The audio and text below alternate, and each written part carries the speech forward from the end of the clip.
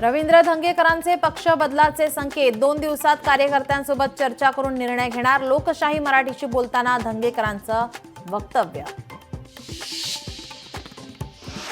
रवींद्र धंगेकर काँग्रेसचे नेते ते काँग्रेस सोडून कुठेही जाणार नाहीत काँग्रेस प्रदेशाध्यक्ष हर्षवर्धन सपकाळ यांचा दावा।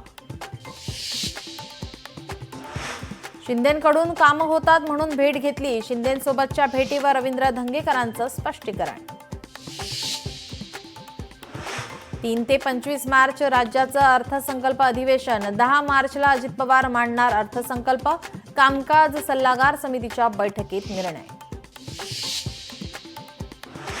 नाशिकमधील अनधिकृत धार्मिक स्थळ कारवाई प्रकरणातील सकल हिंदू समाजाचं आंदोलन 7 दिवसांसाठी स्थगित 7 दिवसात कारवाई न केल्यास पुन्हा आंदोलनाचा इशारा।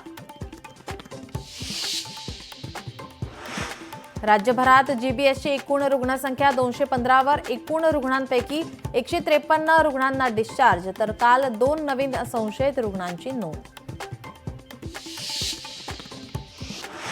म्हाडाची लवकरच 2000 घरांसाठी लॉटरी कोकण मंडळाच्या 2000 घरांसाठी लॉटरी निघणार चितळसर येथील सर्वाधिक 1173 घरांचा समावेश असणार।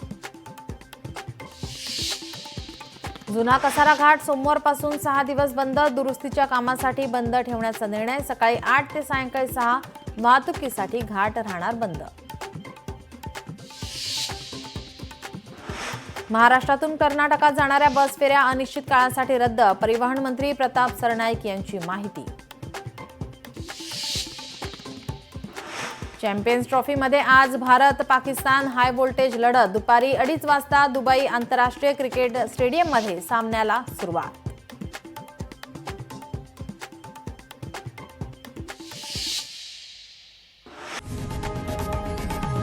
लोकशाही मराठी ऐका पहा जागरूक रहा।